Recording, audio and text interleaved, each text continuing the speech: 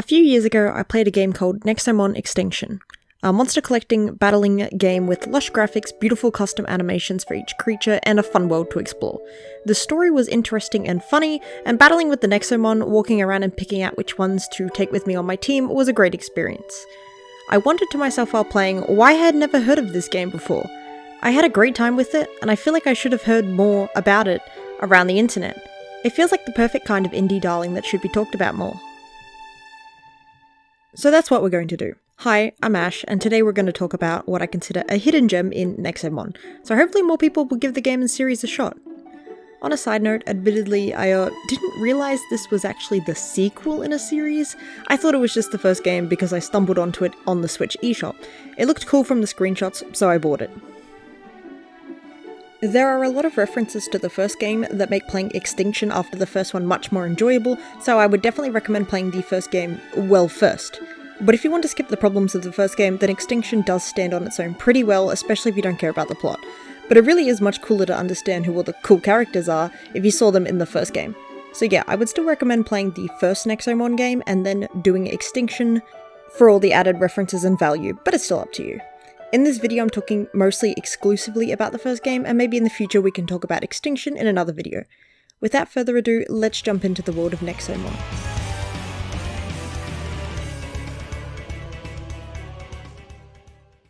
One of the strongest points of interest with Nexomon is the art style. The characters all look gorgeous in their portrait shots that show up when you're engaging with them, and have different emotions portrayed in them too, which is always a nice approach. It feels very visual novel style, which I enjoy.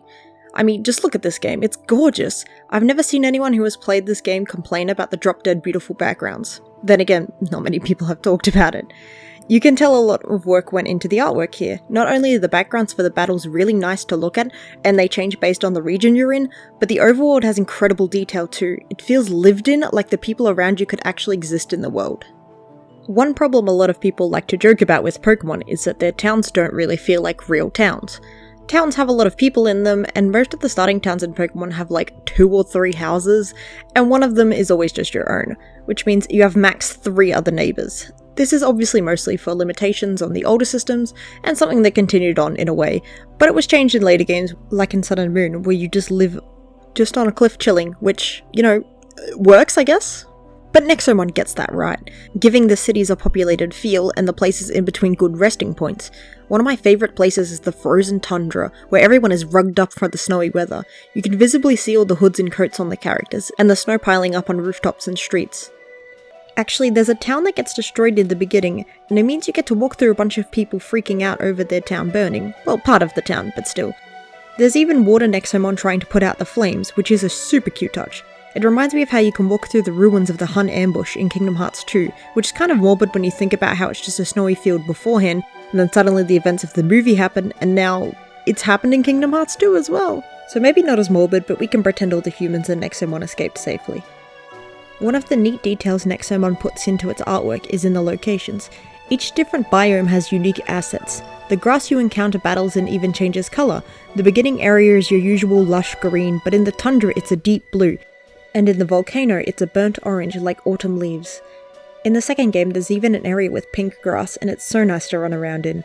Everyone loves exploring new areas and being rewarded with new sites for their effort, and of course, new Nexomon to check out. So let's talk about some of those little guys.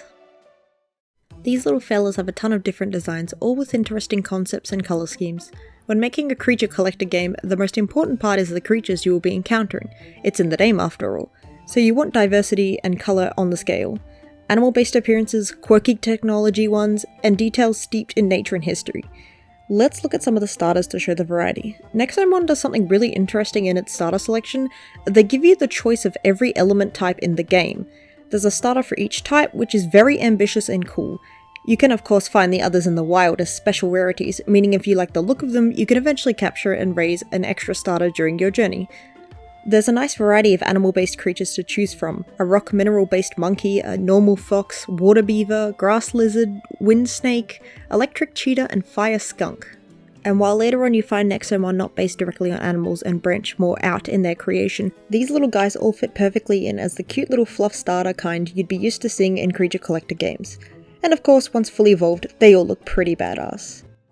Nexomon has a simple turn-based system, but one thing I really like about it is how you can change your moves. The first game doesn't have a replacement system for your Nexomon's moves. Instead, you unlock moves at determined levels and then you decide which ones your Nexomon can use. So if you unlock a new move, you can just turn off one of your previous ones instead of deleting it. No move deleter needed, baby, just go into the menu and change moves when you want to use something different. It actually makes battling more interesting because it lets you experiment with the moves, and if you don't like them, you can just switch to another move to test. I really love how the Nexomon show how rare they are when they appear too. When a random rare shows up for the first time, it's exciting to see, and even more so when you discover ultra rare and mega rare Nexomon. Catching in the beginning is especially fun when you're doing early team building.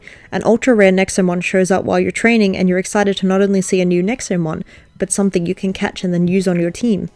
Something Nexomon does really well is make normal type Nexomon actually good.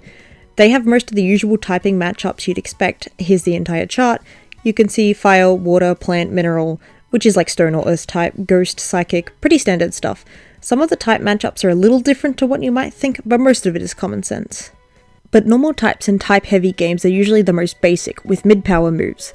The kind that you can wean out your team's move pool by the end of the game. But with Nexomon you get some seriously powerful normal type moves, and I was honestly relying on it for the final battles. My Ramu was destroying opponents with its normal moves in the end, and it was easily one of the best on my team.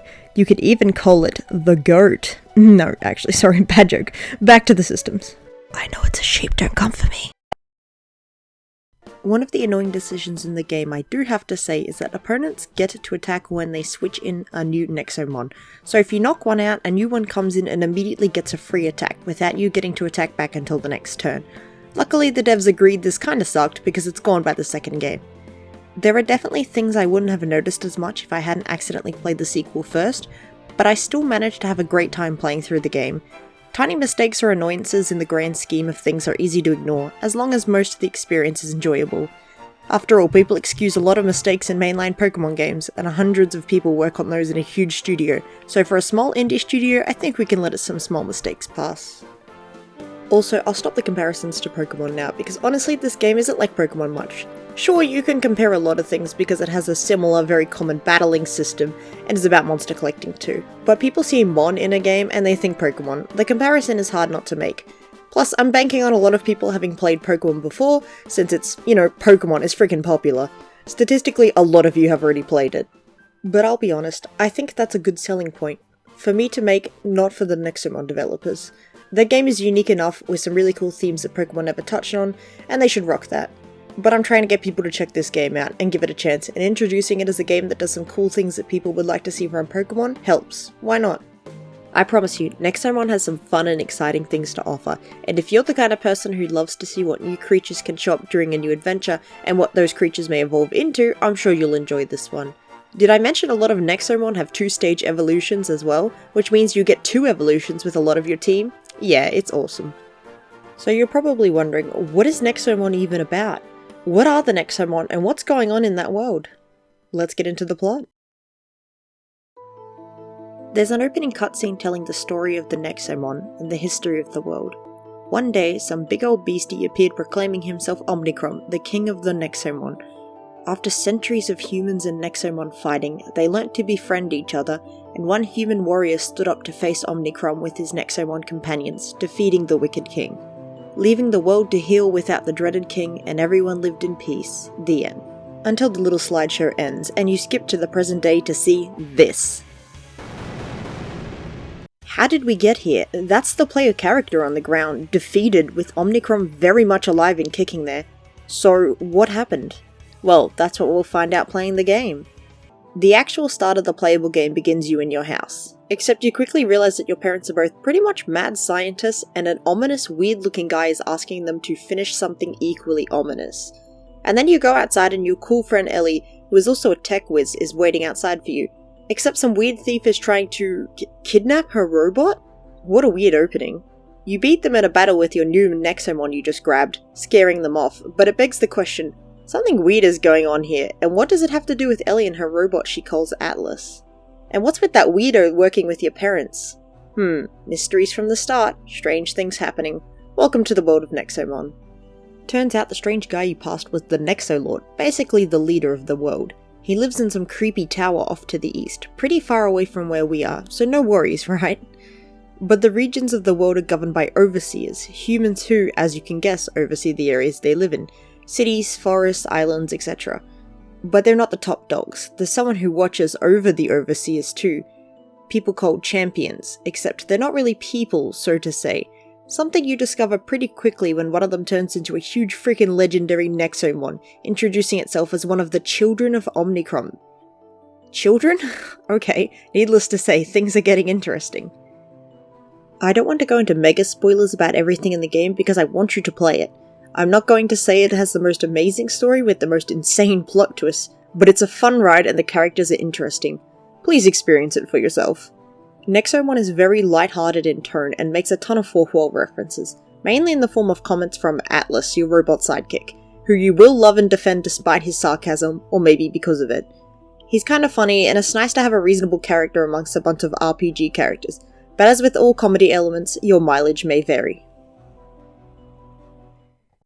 Nexomon has this interesting theme where every Nexomon is inherently evil, because all Nexomon are born from the source of them being the king himself, Omnicron, who is a big wolf boy, by the way, not your typical kind of big baddie, which is usually a bipedal dragon, or worm, or buff creature of some kind. But no, he's just a big cool wolf with crown elements. It's sick and I love him. It's also cool that Omnicron's children are present in the game. The direct children of him, not the whole. Every Nexomon is his descendant, like his literal children. This is kind of a spoiler to it, but I've already mentioned how there's a child of Omnicron before, so, you know, I think it's a cool point about the game, and I won't tell you who and what they are, so you can discover on your own. The legendary Nexomon talk too, which I think is great. I always liked how Digimon talked, and I thought it kinda sucked that not even the legendary Pokemon spoke, and just growled and groaned at you instead. Pokemon Mystery Dungeon really fixes this for me, but also I know some people don't like it when their little creatures talk. But I do, damn it, and the big legendary Nexomon talking to you is cool. Give me fun conversations with these ancient creatures who have problems from ages long past. These kids who got destroyed by this human guy years ago, Olza, who slapped down the big doggo before our protagonist was even born. This is the backstory you walk into at the beginning of the game. Having conversations with these legendary Nexomon are super cool and help give the location-hopping plot of the game depth. Meeting each one of these children in new, mostly elemental-themed areas comes with the excitement of finding out who you're going to find next, and who will show up next to halt your progress to keep the Nexolord's goals from moving forward. There's a lot I can say about the plot, and obviously I could just pick it apart here and how the sequel does a good job building on it, but I will not sit here and spoil everything in this game, because my goal here is to get people interested in trying out the games for themselves. Or watch people play it. I don't judge how you consume your games. Let's plays can be fun too. Wait, this would have been the perfect time to plug a Let's Play. Why didn't I think about this earlier? Never mind, moving on.